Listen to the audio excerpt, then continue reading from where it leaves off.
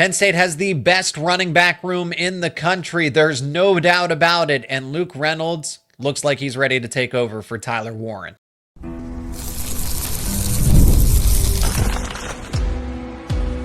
You are Locked On Nittany Lions, your daily podcast on the Penn State Nittany Lions. Part of the Locked On Podcast Network, your team every day. You are locked on to Penn State football. Thank you so much for making Locked On Nittany Lions your first listen and watch every single day. The number one Penn State sports podcast out there. My name is Zach Seyko, and I am your host of the show. Spring football, it kicks off. First spring practice is in the books for the Nittany Lions, and we got some takeaways. And I know it's the first spring practice, but wide receiver problems, are they fixed? Luke Reynolds, is he ready to take over for Tyler Warren? Plus, talk about some other position groups, offensive, defensive line, quarterbacks, of course. I do want to start with what is looking like the best running back room in the country over at Penn State. If you're new to the show, subscribe to the YouTube channel and wherever you get your podcasts. As always, be a part of the conversation down in the comments section. Let's start with the running backs. Penn State's running back room, I think, is easily the best running back room in the country. And it helps when you have not one, but two NFL caliber running backs back for another season. Nicholas Singleton, Kaytron Allen could have easily gone off to the NFL, and they decided to run it back one more time. According to Mel Kiper Jr., ESPN draft analysts had Singleton and Allen ranked respectively 5th and 6th as top 10 running backs going into next year's draft. So that's give or take. Maybe it's a second round draft pick. I think at the bare minimum, a third. So two NFL caliber running backs who would have been third round selections this past draft come back and they return as co-starters as 1A and 1B, and not much separates Singleton and Allen. They have their specific traits. They have some of what they're better at. For example, Singleton, he's the speed guy. He is going to put on the afterburners every time if you give him open space. But Kaytron Allen, amazing between the tackles. Some of the best vision. He will run you over. Singleton can do that as well, right? But they complement each other so well. That's why they're called Thunder and Lightning. Kaytron Allen's the Thunder. Nicholas Singleton is the Lightning. And they are back once again. This is unprecedented in its own right. Find me a time where you had two co-starting running backs stay for all 4 years. And then now with the transfer portal and NIL, they have been co-starters. This has been Penn State's starting backfield for the past 4 seasons. They have started as true freshmen. So find me a time where you had two running backs this caliber start for all 4 seasons consecutively as co-starters and stay at the same program. Not one leaving early, one leaving later, right? This is unprecedented in its own right. You start there with those two. We're going to be a nice 1A, 1B punch again. And I think Penn State and Andy Kotelnicki have every right to play them at the same time. So it's not just going to be Nicholas Singleton or Kaytron Allen. You can have them on the football field at the same time. And that's why I say this running back room is the best in the country, because it's about the players that are behind them as well. Quentin Martin looks every part of that former, I think he was a 5-star at one point, settled into a consensus 4-star. Martin looks every bit of that and then some.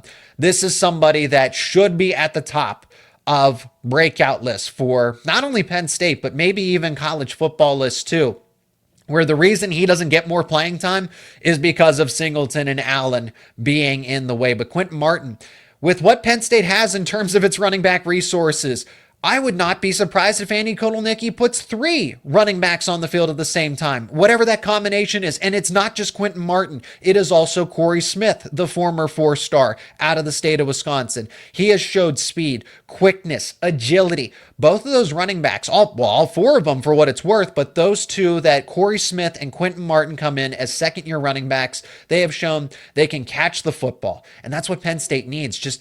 You don't need wide receivers when you have tight ends and when you have running backs that can catch the football as well. Where there is an emphasis in the passing game, it's not just about the wideouts. It is about the running backs and the tight ends being involved in the passing game as well.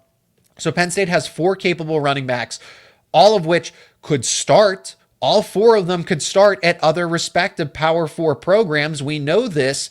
There's also Tyke Hayes. Tyke Hayes is a name to know just for the sake of it. This guy is college ready.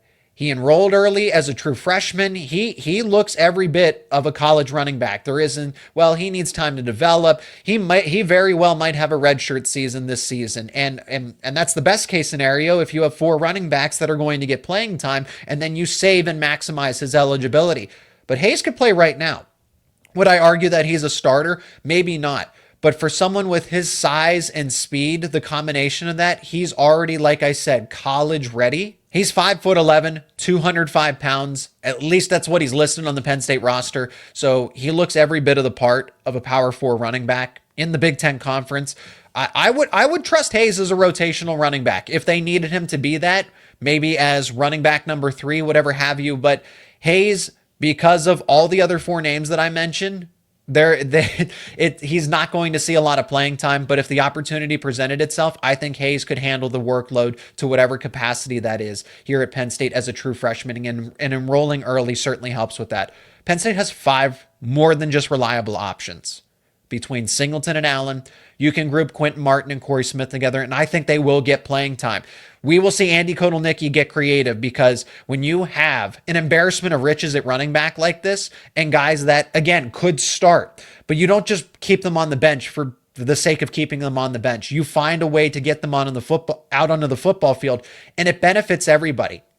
You don't have to run the tread on the tires. So that way, Singleton gets an even amount of carries with Allen, but then you're also able to sprinkle some of that usage over to Martin, over to Corey Smith, so that these guys aren't just battering rams. You don't run them into the ground, literally and figuratively. You're able to save their bodies and maximize their health throughout the entirety of the season. And that's why Franklin's always emphasized having 2 quality running backs and not just your bell cow, if you will.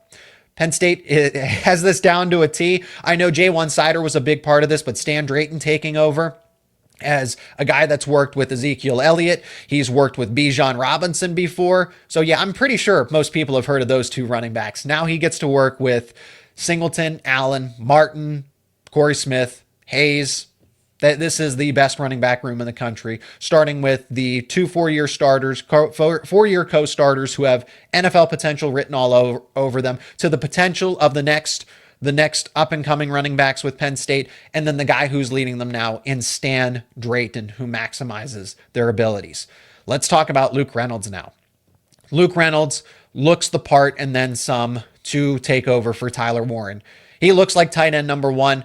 There's not much that separates them, at least the look of it. And I know it was a few routes, a few receptions here and there at practice. We did get an extended window. That was probably the longest viewing session we've had in quite some time for the media to go watch Penn State football practice. But my biggest takeaway, aside from the running back room and how deep it is that Luke Reynolds can be tight end number 1 next season. Is he going to be the reincarnation of Tyler Warren as a tight end Heisman candidate? Maybe not, okay? That's taking it a little too far. But to be a focal point in the offense, to command attention on the defense, to be one of Drew Allar's favorite targets, that's definitely within the realm of possibility for Luke Reynolds. He can be a competent, capable asset in this offense, especially when there are question marks around wide receiver, which we're going to talk about later in the show. But Reynolds has the build. He made every contested catch. If I have to knock Reynolds right now at this point in time, I would like to see maybe, just a little more crisp, some more crisp in his route running, just in and out of his cuts, in and out of his breaks, and that will come with due time. This was only the first spring practice, but I've already seen this before at other high school camps where he won the All-22 Player of the Day, or whatever the award was, best player from the All-22 for the skill positions, aside from the Elite 11 quarterbacks. Reynolds he can take over games. He's got to continue to build himself up, but Reynolds was making every contested catch. He bounced right up. He can do it with defenders draped all over him. I would like to see some more acceleration, some speed to maybe separate from those defenders, but that will get there. Reynolds right now, they burned his red shirt for a reason. He is ready to go. He will be an asset in Penn State's offense, and he is going to be, He and Khalil Dinkins, that is not a bad thing to have two capable tight ends. I don't want Khalil Dinkins to get lost in all of this. Andrew Olish looked impressive as well for a true freshman. I'm not trying to argue that he's going to be utilized a lot in this year's offense, but Penn State's tight end room is not really that different from the running back room, where you just have name after name after name after name that can step up and handle the workload. Joey Schlaffer isn't somebody that should be left out of the conversation of, hey, he can play. If Penn State needs him to, he's ready to go. Third-year tight end. Khalil Dinkins, veteran, redshirt senior. You have those two as both co-starters at tight end, Luke Reynolds and Khalil Dinkins. That is a great situation to have if you're Penn State. We still got to go through the quarterbacks. The wide receivers. Is the wide receiver problem fixed? Because Devonte Ross showed some promise yesterday in one-on-ones against the defensive backs. I'll tell you why coming up next here on Locked On Nittany Lions.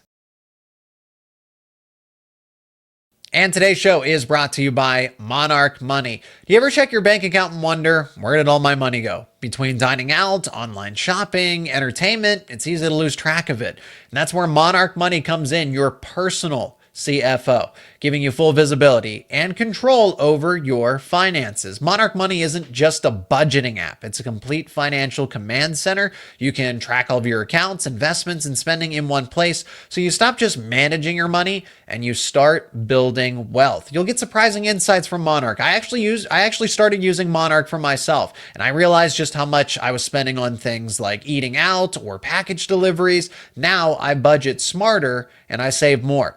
The all-in-one convenience of it is great. Instead of juggling multiple apps, you can use Monarch to check your finances, track your spending, and even plan long-term goals. You'll have easy collaboration. Managing money with your partner is smoother than ever. You can track your shared and personal accounts, set goals, and stay on the same page without the stress. Take control of your finances with Monarch Money. Use code LOCKEDONCOLLEGE at monarchmoney.com for 50% off your first year. That's right, 50% off your first year. That's monarchmoney.com, code LOCKEDONCOLLEGE for half off your first year. The wide receiver issue maybe isn't necessarily fixed, but it's taking a step in the right direction. I liked what I saw from the wide receivers, and maybe that's because we've just been hurt by this position group for the past couple of seasons. They have nowhere else to go but up. But up is at least the right direction. They are trending in the right direction. Devonte Ross showed a lot of promise. You can't teach speed. And Ross, speed off of the line of scrimmage. Now, every single rep that I saw from Ross going up against a defensive back in one-on-one, he was just able to get off the line of scrimmage quickly, create separation, and whichever quarterback it was, Drew Allar, Ethan Grunkemeyer, Jackson Smolik, they were able to hit him in stride, and he had a few steps on that respective defender. Now, defenses are going to be smart. How you counteract with speed is you use speed. But if defenses don't have a speedy defensive back to match up with Devonte Ross, then good luck. And when you have Andy Kotelnicki as the offensive coordinator, you can use Ross in jet sweeps, in motions, get him a running start. They're going to use him to take the top off of a defense. They're going to use that speed to stretch the field, to open up everything for the running backs. It's all complementary. You can have Devonte Ross go deep. You have Kyron Hudson. You have Luke Reynolds underneath with other routes. Or you have Nicholas Singleton and Kaytron Allen. Then you can't stack the box against them in the ground game because you have to account and leave a safety back because the cornerback's going to get burnt. So you got to leave a safety over the top to account for Devonte Ross. Andy Kotelnicki's going to have a field day with all of these options in the offense. It's all their specific skill sets that allow them to complement one another. I'm extremely high on this Penn State offense. This wide receiver group is taking a step in the right direction because of the likes of Ross, Kyron, Hudson as well. Hudson had, a fine day. I don't think anything worth of note, but it was great to see Kyron Hudson because he is going to be asked to be either the number one or the number two option when it comes to wide receivers. He should be the X. He's going to be valuable in the running game. He is going to be an avid blocker. Kyron Hudson comes in with the scouting report that he catches everything that's thrown his way. So where he may be lax in speed and some route running, you throw the football in his direction, he is most likely coming down with it unless a defender gets their hands on it first. But if Kyron Hudson's the first to the football, yeah, he's probably catching it. I don't think Hudson registered a drop last season in his final year at USC. So that's what Hudson brings to the table. Like I said, it's all these specific skill sets that they're different. But because you have Devonte Ross's speed, Kyron Hudson's reliability with his hands, Nicholas Singleton, Kaytron Allen, what we just talked about, and Luke Reynolds. Penn State has options in the offense to go along with Drew Allar. Caden Saunders was back at practice, and Saunders looked as healthy as I've seen him in a long time. He is a crisp route runner. So the three of them in conjunction with one another, I imagine that and Liam Clifford is still one of the better route runners in the wide receiver room. And I know we never saw him take that step forward, but it doesn't mean that he can't in his final season with Penn State. He's still a veteran. He's still going to get playing time. You have Kyron Hudson as the X. You have Devonte Ross as the Z wide receiver to allow him to go deep down the field. And then Caden Saunders and Liam Clifford as the slot receiver, where they just need to get open and be quick off the line of scrimmage, create some quick separation, and then you hit them on a slant route or a drag route and let them go with yards after catch. This is a solid setup. My concern about the wide receivers primarily are not the faces of the room, it's the depth behind them. Tyser Denmark helps make up for this. Denmark ended up redshirting. We didn't really get to see him a lot, even though he was generating buzz. Remember that? He was generating buzz at Penn State practices a year ago. There's still a lot of potential with Denmark. It's just it's not a matter of if, it's a matter of when. When are we going to get to see Tyser Denmark? He's versatile. He could play any of the three wide receiver positions, the X, the Z, the slot. I think he's going to factor in primarily to the X behind Kyron Hudson or the slot to maybe rotate in with Caden Saunders and Liam Clifford. But he's your fourth wide receiver. Penn State's routinely going to have three. We're not going to see three wide receiver sets all the time. Not as much as in the past because of what you have with Singleton, Allen, the tight ends with Dinkins and Reynolds. The wide receivers are going to have to share. So if you're going to run two tight end and two running back sets, you're only going to have room for two wide receivers on the football field, maybe even one wide receiver. And that's not a bad thing. It is okay if Penn State runs two wide receiver sets. But in the case of a three wide receiver set for the personnel, for the sake of this conversation, that Tyser Denmark could factor in anywhere of those three spots. Kobe Howard shows a lot of promise as a true freshman. Now, all of the freshman wide receivers they're raw.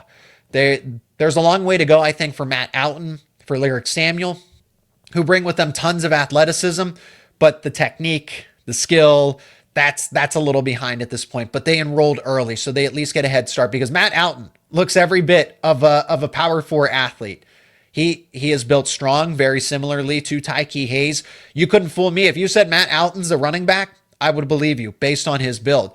So hopefully Matt Outen can develop the skill set of a wide receiver. If he can get the technique down, Outen could end up being the best receiver overall, just in terms of potential because of his physical traits. Right now, Kobe Howard's the best of the freshman wide receivers. Howard is a solid route runner. He created some separation when he was going one-on-ones against the defensive backs. We've seen Howard was the winter workout warrior multiple times, 2 times this past winter workout season. So I like what Howard brings to the table already. This was somebody it took some time to get the commitment from, but this is an underrated commitment that Penn State has, and now he's enrolled early.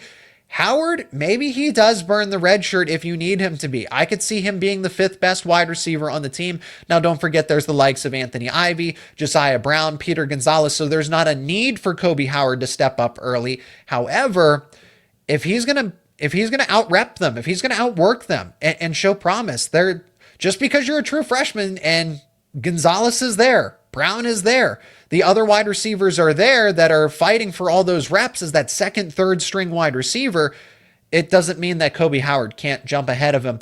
And it would not surprise me if he does at the end of the day based on his trajectory. But Peter Gonzalez and Josiah Brown are also dealing with their own battles. They are coming back from major injuries, whether that was in their high school career or most recently in college. It's just great to see them out there at full strength for the first time for Penn State.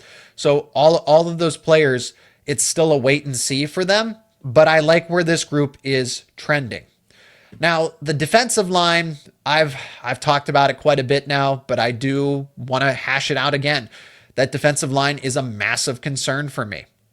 Whereas offensive line very well might be the strongest position group on the entire team, defensive line just has a lot of question marks. Zane Durant was there. Alonzo Ford was not. And we know this because Alonzo Ford is dealing with a long-term injury. but the defensive tackle room's got to figure it out in terms of the overall depth. After Zane Durant, and you have to be, and this is predicated on the fact that we are being optimistic with Alonzo Ford's return. When does he come back? Because he wasn't mentioned in James Franklin's press conference, which was surprising to me. Talked about Tony Rojas and Anthony Donko and guys that are going to miss spring football. And no mention of Alonzo Ford, who is going to be a massive factor on this defense if and when he's 100%. Hopefully he's good in time for fall camp, can go through practice. But really, they don't need Alonzo Ford until that game against Oregon. So if he misses the first 3 games or they play him, they play him a selective amount of snaps, okay, fine. But just have him ready for the Oregon game. That game number 4 is when you need Alonzo Ford back. Penn State's probably going to go back into the transfer portal if there's an available defensive tackle. The depth is just unproven. Liam Andrews or Xavier Gilliam or Caleb Artis. There's Randy Adarica I'm certainly high on as a true freshman who has enrolled early, but how soon are we going to see him reach that potential? Those are lofty expectations, because when it comes to the trenches, that is a big jump to go from a high school offensive lineman, defensive lineman to somebody that can play right away in college because of not only the technique and the speed of the game, but the size to put on that weight, to put on good weight and not just get bullied out of the trenches. Penn State's in a situation, which is why they were looking at multiple defensive tackles the first time around with the winter transfer portal window. So keep an eye there. The offensive line, though, great situation, returning 4 starters. Vanga Ioane taking some reps at center. I don't think much is going to change with the offensive line, but the offensive line is Phil Troutwine. Fantastic situation.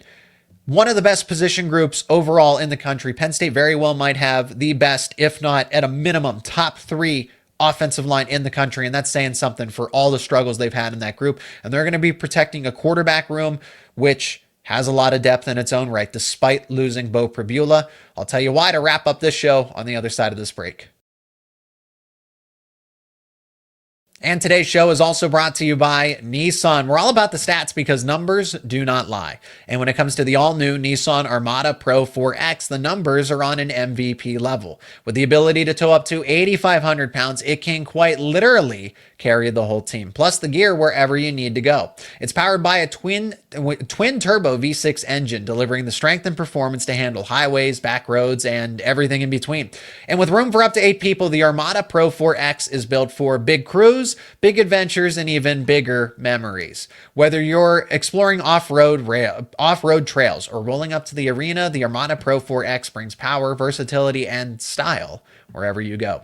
Take your adventures to new heights in the all-new Nissan Armada Pro 4X. Learn more at nissanusa.com. That is nissanusa.com. The NCAA tournament is here, and so is the Bracket Breakdown. Locked On Podcast Network and Amazon Fire TV channels are teaming up to deliver NCAA tournament coverage like never before. Watch studio shows featuring former players and Locked On's local experts as they guide you through every upset, buzzer beater, and bracket matchup. Stream it all for free on Amazon Fire TV channel. Search Bracket Breakdown to see it all for free. It's your team every day. We'll get into some final takeaways to end the show. The new Stick City, new number 11, LeVar Arrington II, new faces, familiar faces, Trace McSorley back, Jim Knowles, Stan Drayton, all there at practice. I do want to get to the offensive line and the quarterbacks. The offensive line, the job that Phil Troutwine's done to put together this group, and you're able to retain 4 out of the 5 starters, Sal Wormley, the only one moving on. But it goes much further than that. So Anthony Donko's hurt, and Penn State doesn't need to worry at this moment. Yes, it would be nice. And I think Anthony Donko, ironically enough, is the best of this group. When you have Vanga Ioane, you have Nick Dawkins, Drew Shelton coming back, Nolan Rucci to go along with it as well. That Nolan Rucci addition in the transfer portal last year was massive because Anthony Donko did go down. He did miss the remainder of the season, and Penn State never blinked because Nolan Rucci went right in and performed admirably and then some. So Penn State easily, I think, just kind of like the running backs, you can make the argument that they are conservatively a top 3 offensive line in the country, which is unheard of for Penn State. We all know this following the Nittany Lions for the past, 5 years, even the full decade under these James Franklin teams have not been notorious for having, okay, maybe they have an average offensive line or a slightly above average. They have a slightly above average offensive line. This group is going to anchor this team, and it is in the running to be one of the best position groups on this team overall and one of the best in the country. Nick Dawkins at center, Vanga Ioane, and you have Cooper Cousins as well. So the one guard spot is the one that's open. It's open to interpretation. Who's going to be that starting left or right guard? Because Vanga Ioane has versatility, and that's why I pointed it out. He's taken reps at center. He could play center. He could, if Nick Dawkins weren't available, he could play both guard spots. So it's however Penn State wants to line them up. Cooper Cousins will factor into a starting role. Maybe it's TJ Shanahan, a former 5-star recruit, a former 5-star high school recruit that transferred from Texas A&M, where he started a majority of last season and is now coming in as a backup at Penn State. Maybe he starts. I wouldn't rule it out. But I like Cooper Cousins to take over for Sal Wormley and the offensive line to look and be status quo, but just take another step forward. It's the chemistry. Offensive line is really built around chemistry. And when you have 80% of your line coming back, Drew Shelton, Nick Dawkins, Nolan Rucci, and or Anthony Donko. Donko will be back this season. He'll be ready to go. And then you can rotate them in. Then you can have Rucci and Donko at the same time. And it just helps. It preserves longevity. Then those guys, it's not just a battering ram. If somebody needs a playoff, if somebody needs a drive off, you have the flexibility to get the same output at whatever position because of the depth that Phil Troutwine was built. And keeping Drew Allar upright and any of the quarterbacks that would take snaps this season is going to be a high priority. Drew Allar is, yes, your starter. There's no more quarterback competition. There's no threat. Well, Beau Pribula could take his job, whatever the naysayers would want to argue about this. Drew Allar can take a step forward. He absolutely can. I still think when I saw Drew Allar, this is probably a quarterback that's looked the most built. He now looks like a veteran quarterback. And not that he didn't before, but you can just see it in terms of his footwork, the way he commands practice, those kind of little nuances that, yeah, as a 4th-year player, that should be expected, Drew Allar. But this isn't somebody that's stuck around in college football for a long time. He's going in his 4th out of 4 years. He is a true senior. He didn't take a redshirt year. There's no COVID year for him or anything like that. And he just turned 21. He just turned 21 years old. So Allar's still a student of the game to an extent. So there's absolutely more room for him to grow into his role as a starting quarterback and as a captain, which he is a returning captain. Allar, stock up on him. Stock up on this quarterback room in general. Ethan Grunkemeyer and Jackson Smolik, this is subtly a battle for the backup quarterback spot. And I would lean Ethan Grunkemeyer because of the potential. I think because of his dual threat ability as well. That's something that's been highlighted by fellow teammates. And Jackson Smolik is still working his way back in terms of getting situated. He won 3 out of the 6 Winter Workout Warrior nominations. So Smolik is ready to battle for that quarterback number 2 spot. Do not rule him out and say, well, let's assume it's Allar, then Grunkemeyer, then Smolik, which is how it looked at practice. But if Smolik is able to close the gap and start to gain some ground on Grunkemeyer, for what it's worth, he has one more year under his belt at Penn State than Grunkemeyer does. Smolik's been praised for his deep ball accuracy, his accuracy in general since his time began at Penn State. Smolik's in the running for quarterback number 2, and it's not to knock Grunkemeyer, but I think Smolik deserves a lot more credit here for who he is as a quarterback. He was invited to the Elite 11 in his high school career. Just because his recruiting rankings say one thing, I'm going to trust the largest, the most accredited quarterback competition in the entire country that invites 20 quarterbacks. So for what it's worth, he is a top 20 quarterback coming out of high school. Penn State has 3 top former QB prospects. When you look at it, Beckham Kritza gets the time to sit, develop, and learn. There's no pressure on him. Penn State, despite losing Beau Pribula, the Nittany Lions have 3 capable QBs. Of course, Allar's your best option. Allar's by far your best option. If Ethan Grunkemeyer and Smolik have to come in, okay, that's not an ideal situation. But I think Grunkemeyer and Smolik can win you games given the situation. Depending on the situation, I can trust Grunkemeyer and Smolik to come in. Hopefully they don't need to, play a lot. But if Allar, like when Beau Pribula had to come in against Wisconsin and just play cleanup duty for the remainder of a half or a drive here and there, whatever it is, depth matters. And get done talking about this applies to running backs, offensive line, defensive line, as we talked about it as a major concern, but quarterbacks too. And Penn State can either turn to Grunkemeyer or Smolik, and we'll see how it unfolds with that QB2 spot. If Smolik's able to gain ground, or if it is Grunkemeyer as QB number 2. It was just great to see, the changes. Abdul Carter was there coaching up LeVar Arrington as the new number 11. And there's a lot of optimism, as there should be. I mean, that is LeVar Arrington's son, and he made the number 11 famous, and why it's been passed on and why it's so coveted now in this present day here in 2025. LeVar Arrington II, Abdul Carter came in as a 3-star by some places, a 4-star, was an afterthought, and came in and started right away. Those expectations may be a little too much for Arrington. I actually like where the linebackers stand, but he's already being mentioned as somebody that will factor into the rotation. He will get playing time. I wouldn't be surprised if he gets his red shirt burned and Arrington progressively sees his role grow and grow and grow over the course of the season. Jim Knowles was there at practice. Stan Drayton, coach, Trace McSorley. This is a new look team. This team is all in. This team is all in on winning a national title this season with the moves that they've made. I think the portal's still going to bring some other moves as well for this Penn State team to only get better. This is a top 5 team in the country. Granted, they do have the one weakness with defensive tackle depth, but I like where this team is, and they should factor into the national conversation. They should be considered a national title contender going into next season. That's going to do it for this edition of Locked On Nittany Lions. Thank you so much for checking out the show. Really appreciate the support.